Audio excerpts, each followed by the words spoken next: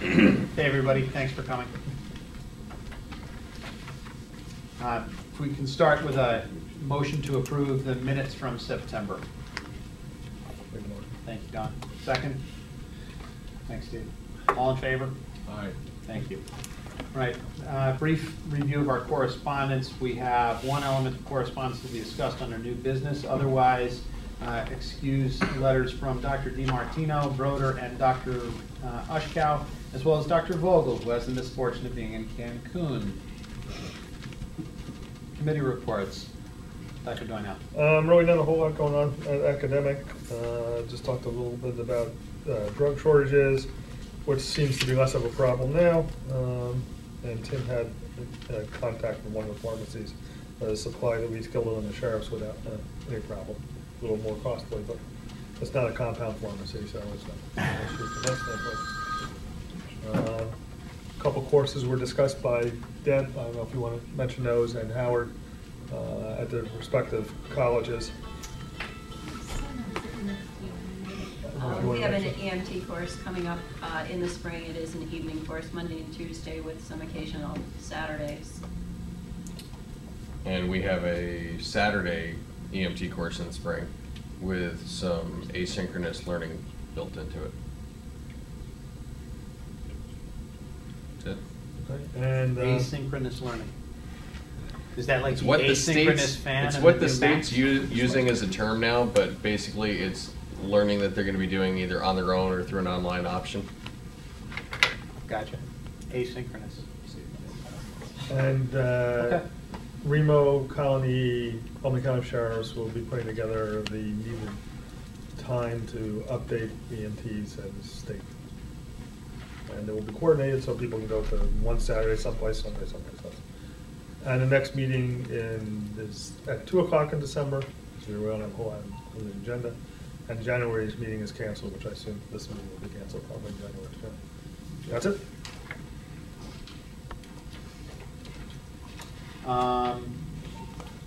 Remsco. Rich?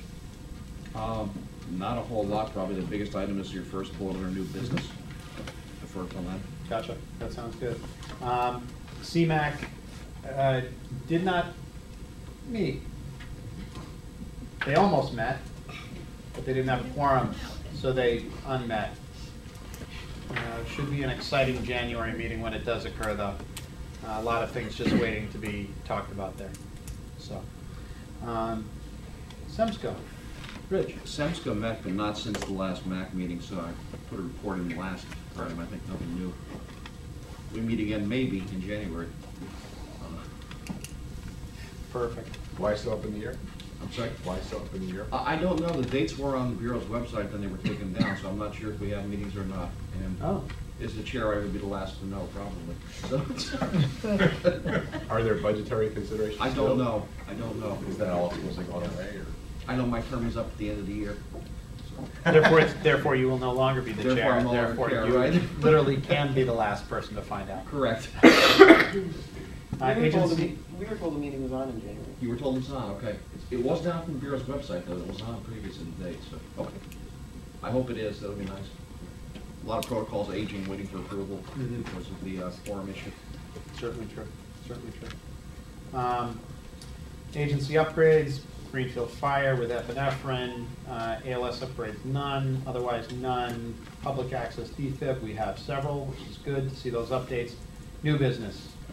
Starting with recognition of Dr. Westney. As we discussed a little bit, Dr. Westney sadly passed away.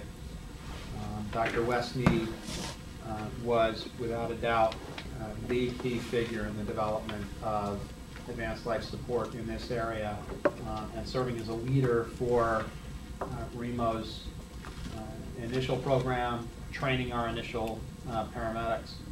The office here is going to do some work to collect other historical data. We'll work to bring some people here to share more historical information so that this group just knows where we've come from, which I think is really pretty important. That was something that Dr. Halpert and Mr. Stairs and a number of other people have talked about. And I think it's a great idea. One of the things the Regional Council has done is name a research award after Dr. Westney.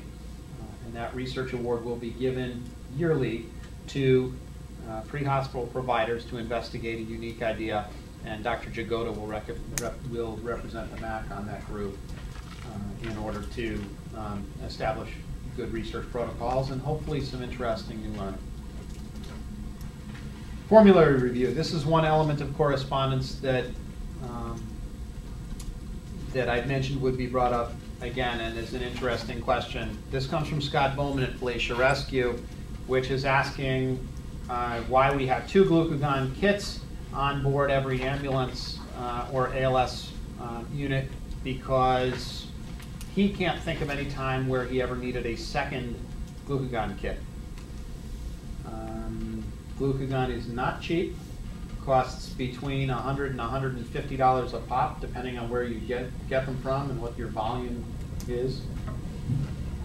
Frankly, with the exception of a beta blocker overdose, I can't think of another time that I would want more than one glucagon.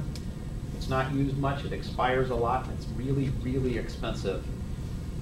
We have really good mutual aid systems within the region. You could very well be in Valatia, not be able to pick up another glucagon kit if you need it in a beta blocker overdose on the way to an Albany hospital. But you know something? I think financially this makes good sense to drop to a single glucagon kit on every ALS ambulance. But open to the floor. Any thoughts? So moved. Seriously, what's the instance we've had of beta blocker overdoses?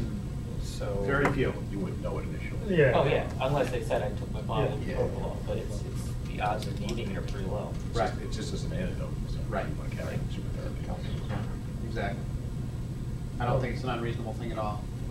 We have a motion on the floor. I'll second it. Seconded. All in favor? All right, formulary drops. Corner updates. I sat Just and to met. clarify, you didn't drop it from the formula, you dropped it to the par level Thank you. 1. Exactly. Par level is 1 in the formula. Thanks, Sam. Per unit, Per Dr. Bosco's 1. no, per EMS unit. Per EMS unit.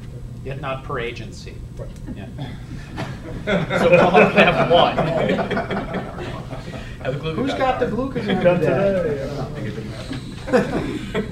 So with that, you'll send out a formal letter to the agencies to let them know that? Yes. And actually what we'll do is we'll also talk to the other people on the collaborative protocol to discuss the same thought process. If anything else changes from that conversation, I'll bring it back to this group.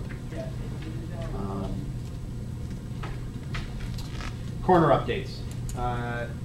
There have been a couple of very interesting situations, one of which was a patient who was secured in the back of an ambulance, another of which was a palliative care situation involving some controlled substances and a patient who had just been discharged from the hospital, but hospice was not at the house yet.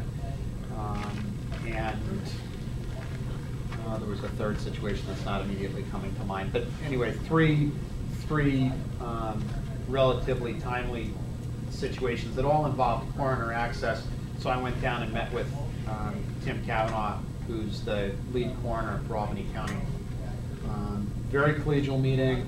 In the end, his message to the docs is, if there's anything that's strange, feel free to make the call to the coroner yourself. If you're on the scene with somebody and they die, the call to the coroner can be made either by yourself or by the police officer on the scene. Sometimes it's easier if you just call the coroner directly. He's more than happy to take your call. And otherwise, just some interesting elements of state law. For example, according to the coroner, you know who can pronounce death in New York State? Anybody. Really? I thought that was actually very interesting. Yeah, because look at the profession of some of these coroners. Because anybody can be a coroner. Right, and you don't have to be a coroner to pronounce somebody dead, which is very interesting. I always thought Dr. Dale Evans was pronounced He's versus. pronounced not collecting. No, I thought it was Lunch is pronounced on. versus declare. Anyone can declare death, but only. Yeah, it was my understanding that Pronounced. EMS personnel made the presumption of death, Right. and then they are ultimately pronounced by the coroner or a physician. Or turns out, no, in New York State law, there is actually no clear delineation of who can pronounce somebody dead, which I found very interesting. So anyway, if you're on the scene, if you pronounce somebody dead, if you can call the primary care physician for that person, or you can call the coroner yourself, that would be great. Just helps them out a little bit, that's all. So, Like, how do we know who is on specifically? You can actually call through the hospitals, can help you secure Find out that who it information is. the easiest way. From my perspective, I would just call our health information services folks, and they would be able to pull that. Yeah, that'd be the easiest way to do it. At the request of Dr. Bosco, actually, we were looking at some cardiac arrest data, and I pulled all the CARES data that we have so far for 2012, which should be all of the cardiac arrests that we have done for the course of the last, well, 11 months, 10 months. And what we discovered is that the data that we have in that data set is terrible. Among the things that I looked at were how many cardiac arrests went to each facility. And one I noticed was Memorial Hospital, according to our CARES data set, had 18 cardiac arrests. But I know from the Colony data that Colony took 17 cardiac arrests to Memorial. And I know that they had more than one additional cardiac arrest other than the ones that were brought to it from Colony. So what we're going to do is take that data, send it back out to the agencies themselves, have the agencies audit to find out which ones of the cardiac arrests are missing, then to the hospitals to get outcomes, and then we'll be able to have a complete data set. That's profoundly important for us to be able to follow success within the region and look to see what interventions we should be following more closely. Which reminds me really quickly, we have a missing committee up here. My apologies. Dr. McHugh is chairing the QI committee. Does not appear on my committee report section. We'll update that. Rob, you want to bring us just a quick notes from the QI committee? We have a couple studies starting that we're just getting the data for. One is just overall medication usage for all ALS calls. Another is basically respiratory distress, see if it's being treated appropriately, and basically with the system try to figure out the best way to get the data out. Another one was just the time to pain meds, which unofficially is significantly less with getting fentanyl offline. And also Toradol, just got today the list of all Toradol for last year. 56 uses. Only a few have any concern basically for abdominal pain, but the two that are truly concerning are medication orders for interfacility transports out of CMH. One is for a aortic or thoracic dissection. They don't want to give fentanyl because it will drop their blood pressure. They also have orders for 300 mLs of hour of saline at a minimum, transporting to Albany Med. The other one is for a small bowel obstruction coming out of, it's Greenport, so it's probably coming out of the same hospital. They don't say what, but the pain med orders for that are Toradol for a small bowel obstruction. One that was initially concerning when we first got the initial look was somebody with what looked like multiple fractures osteogenesis imperfecta. Turns out that they had used up all their morphine and were waiting for fentanyl to come out on the truck, so they tried Toradol. But other than that, those are really the only concerning cases. So I think CMH might need some education on Toradol, but not the medics. Actually, if you can, we'll probably just close the loop for you really well. Why don't you contact Dr. Stanger, and you can send him the PRID information and ask him to look into those. I would CC Chapin on those, and that way you can just close the loop right away. Cool, thank you very much. Transport protocols for freestanding emergency departments. I'm going to change that to transport protocols for urgent care centers or advanced urgent care centers, because there aren't any freestanding emergency departments in New York State. McClellan. McClellan clearly is. It's not designated by New York State as a freestanding emergency department. No, it's There's one out west someplace. Durham's region has one, I believe. There's one out west someplace, but other than that one, there are no designated freestanding emergency departments. Sydney Hospital, I think. It used to be Sydney I Hospital. think it is Sydney. I think you're right. What is McClellan? So what is Yeah, what is McClellan? We thought it was an ED, so. It still is an ED. I thought it was an ED. There's But some it has- tunnel underneath it. No, they have a bed that's designated for admission or something, so Okay. that's how they don't fall into the other categories, my Gotcha, okay, understanding. okay. That's how they The two-bed don't. hospitals. Right. What? The two-bed hospitals. Two-bed hospitals, exactly. Okay. Exactly. That's interesting. Are they That's closed? interesting because I've never been to someone Good upstairs to there. know. Don't try. There's no one there. Well, that's because upstairs is actually the bed right next to it. There's, the important thing is that, the facility Upstairs at is the exit ambulance 9 center. is not an ER, Yeah. but provides ER docs, ER nurses. The only thing we don't have lots is of blood. care. The only thing you don't have is blood. Yes. And beds. Admission beds, yes. Right, exactly. Yes, there are beds in the room, last time I checked. So, Eric, do you want to just cover the topic real quick? I brought this question to Dr. Daly this weekend because of the recent opening of the Ellis Medical Center in Clifton Park, and that anybody who walks through the doors says, this looks like an emergency department. It functions a lot like an emergency department. It's staffed with Ellis, physician from Schenectady, and staff out of the emergency department. So a lot of these doctors are renal. They're all Remac doctors. Credentialed Yeah. physicians, yes. They have a lot higher level of diagnostic ability, which means that their treatments we're finding in the past week are elevated. So in a couple of cases, because we weren't sure if this transport protocol fell into that category, where the transport protocol actually says hospital. So the word is hospital. Are we allowed, under this protocol, to use this protocol out of a emergent care facility to an admission at a hospital? And that's simply the question. If they're an Article 28 facility, which I bet you they are, They are not yet. they're an extension of Ellis Hospital. Guarantee you they're an Article 28 facility, which means they're a hospital. It's, Okay. this is one of those things where, sort of, yes, they are owned by, yes, I'm sure that if you were to, send a patient from there, the question then very quickly comes, and we faced this with multiple facilities that we're at. Right. Is it or isn't it? And it's really right on the line. So what we do is we follow all the EMTALA rules. We have to, Right. although it's questioned as to whether or not we really have to. The reality is, it's doing the If right you're owned by thing. the hospital, you do have to follow EMTALA. Right. Even if you just call it urgent care, you still Right. follow EMTALA if you're owned by the So, hospital. Definitely. all of these things are a question of being followed, but from Eric's perspective, our protocols are written as inter-hospital protocols. So, we didn't say inter-Article 28 facility transports, we wrote inter-hospital.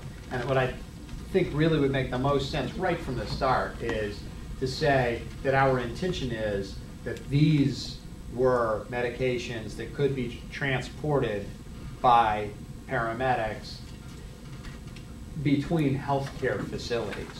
So it doesn't matter if you got your ceftriaxone hung by a visiting doctor at the nursing home, you can still have a ride to the hospital in an ambulance with your ceftriaxone hanging. I mean, that was the intention of it, not to make it any different. Any thoughts or comments from there? Are these facilities expecting patients to be transported to them as a, No. so they're Not not yet. going to be that sort of, it's not going to be like, They are not EMS receiving facilities. okay. In theory, we're trying to eventually get the state to approve, just as they approved going to McClellan. But even then, it would pretty much be lower acuity, just like we get at McClellan. Most of our admissions at McClellan are actually coming from walk-ins versus ambulances coming in. So if I remember that protocol, it's most of the stuff that we carry on our formulary already, glycoprotein inhibitors, heparin, and antibiotics, I think was the majority of the list. Electrolytes. And electrolytes, yes, as long as they're on Nitro pump, group right. or something. Yeah. And nitro. Are antibiotics on this? Yes. Now, it's interesting that's not on that list that there are a number of things that are not on the list that that Clifton Park and Malta, I asked Eric to work with Malta, excuse me, because this is the exact same thing that Malta is going to face when the Exit 12 facility opens, the Saratoga Albany Med facility, is look at what other drugs you need some additional training on, and then bring that training program to us here for review. Clevaprex, some of the other pressors, Definitely pressors. Right now is dope. Propofol, Yeah. and Greenport and Mohawk and somebody else have all got some training on some of this stuff that they may be able to share, or at least give you guidance in development. Just to add, that would be nicardipine and neosynaphrine. Wait, fuck this out of it again. What was that? I wonder why. And then basically sit with some of the folks to think about what other stuff might come out. Yeah, I've already, I contacted Malta today, talked to Brian. Perfect. Plus we have a paramedic that works for us that works out of Greenport and Columbia County in that transport system. So we have all the resources to be able to put this list together, create some training, create a validation tool, and once we have that in a nice tidy bundle, we'll bring it back to the Remac for review. Excellent. And then if we ever get to the point where, you know, the term SCT crops up, what we will plan on doing is just kind of doing this in modules, where let's get our medication formulary built, practiced, and then we'll kind of step up from there as needed, depending on what happens with the facilities. Okay. And you're building something with pumps so that drips can be done safely? Yes, we as an agency already have pumps in the ambulances, and we'll be having, again, a validation tool for the staff to show proper use and transfer. Are those pumps interchangeable with the ones that we have? Did we look into that yet? The ones we purchased are not. We went with, because of our transport times, we elected to go with syringe pumps, so that we're not having to remix any medications if necessary, or basically pull right off of what that facility hung, use it in a syringe form, and then move it over when we get to the facility. What we found with pumps is it's easier and more efficient to train the paramedics to use the hospital's pumps and just take the pump that's already going. Because by the time you draw everything out, clip it in your syringe pump, prep the line, or I agree. It was taking a half an hour, and it was adding a half an hour onto the time from when the crew gets there to when they leave the emergency department, just sorting out the medications and the pumps. The only difference with that being, in the days where I did that from a hospital, they had a large pool of pumps to draw from in a big facility. We have one. These are small facilities that to chisel that pump away from them is going to be difficult. Let me look into that, because the other flip side of that is you get there just in time for your pump to be running out, and then they're scrambling to get meds from pharmacy.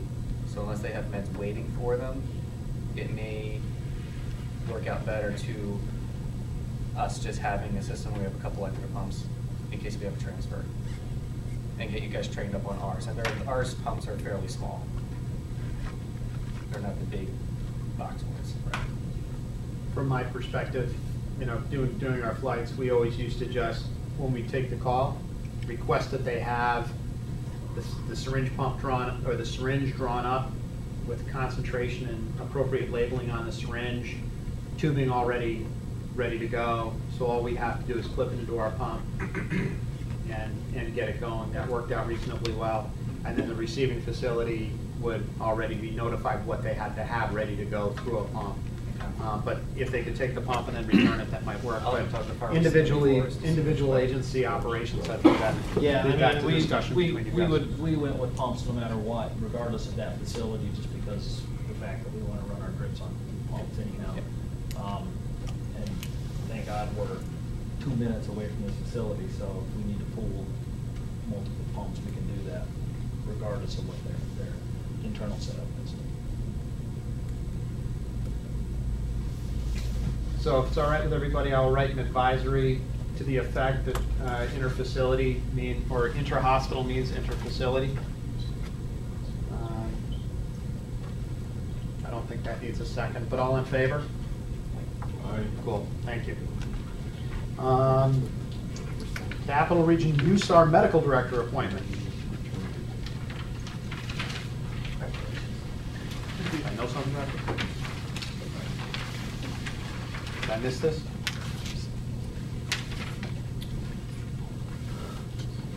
You have been appointed by the New York State Homeland Security and Emergency Services, OFPC, as Medical Director of the Capital Region Urban Technical Search and Rescue Team, New York Task Force 2. Congratulations, Dr. Halper. Have you ever passed that background check?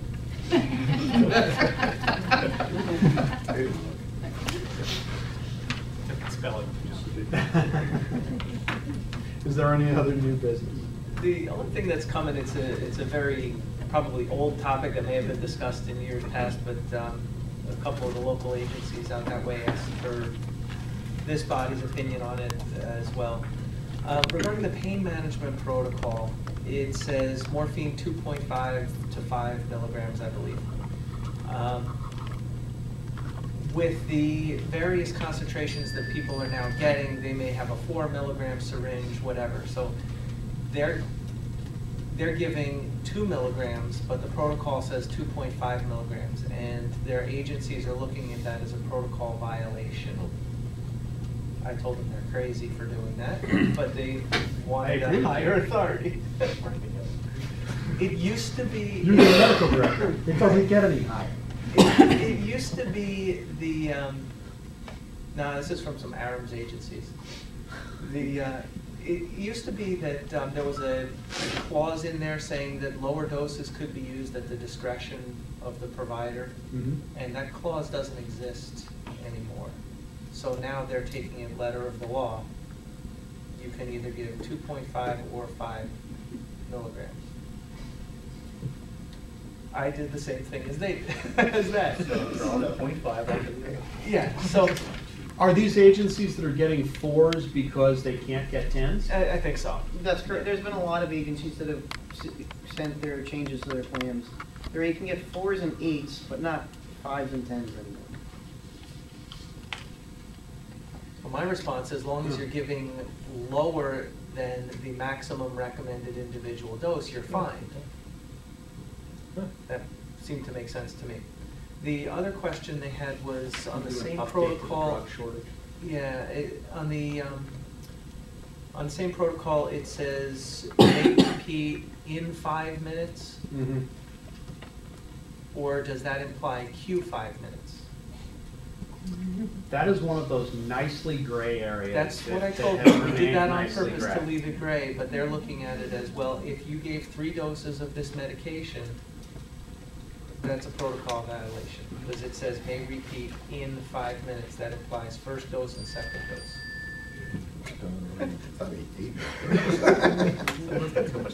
They do have too much time. Right, exactly. No. Let's not make a motion that has anything to do with whether or not they have too much time on their hands.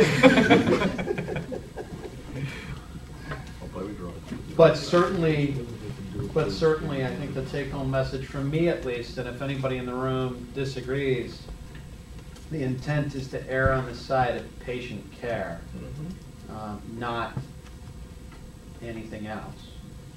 If plans have been changed to 2 and 4, what probably would make the most sense would be for the agencies that have had their plans changed to 2 and 4 get a notification that, or sorry, 4s and 8s, that 2s and 4s are equivalent to 2.5s and 5s, and therefore they should go forward treating patients that way. I got one question from somebody out west, well, can I titrate between 2.5 and 5? To which I said, why?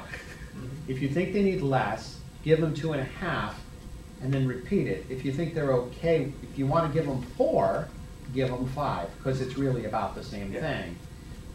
And actually, I didn't get an answer to that one after I sent my response, although my response was a lot longer than that. And I think referenced, actually. But, Mary, is there a way for you to pass along the information on who's been updated to 4s and 8s? No, because it goes in individual plans and we don't log that in the database. It's just a change to their supplier agreement usually. So you wouldn't have any No, memory of- it's probably one or two particular suppliers that have had this problem. Hmm. Okay. Is it hospital suppliers or is No, it is not. I'm guessing it's either it might be Boundtree that was having difficulty. It was one of the bigger named ones, because all of Long Island has had this issue.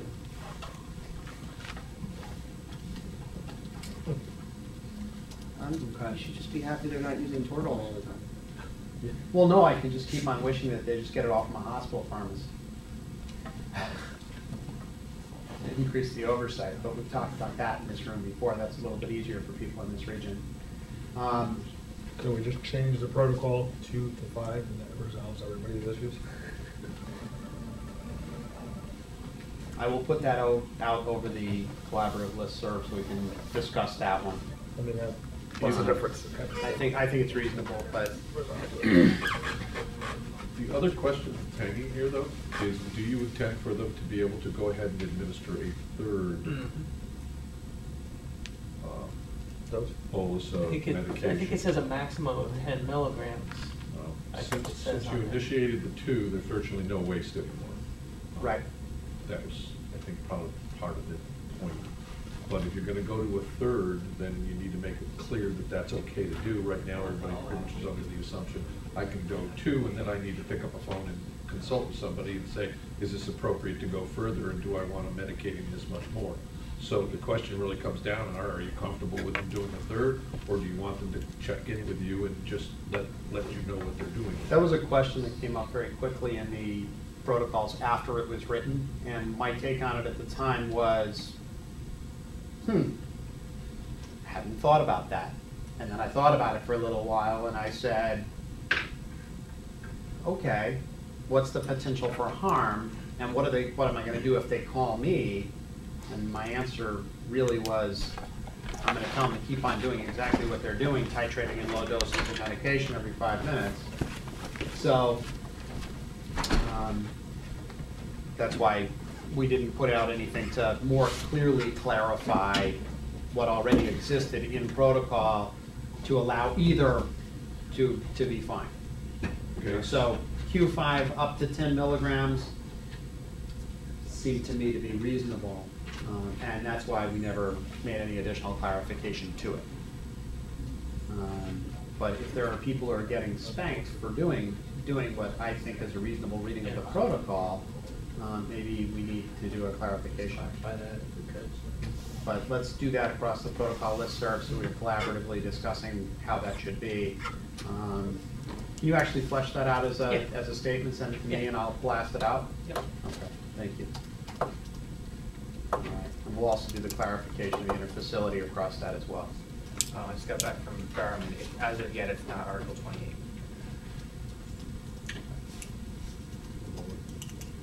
Gotcha.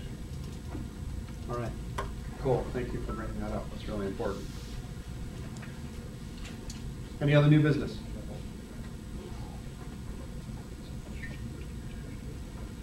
Silence. Motion to adjourn. Thank you. Any opposed? Dr. Foster.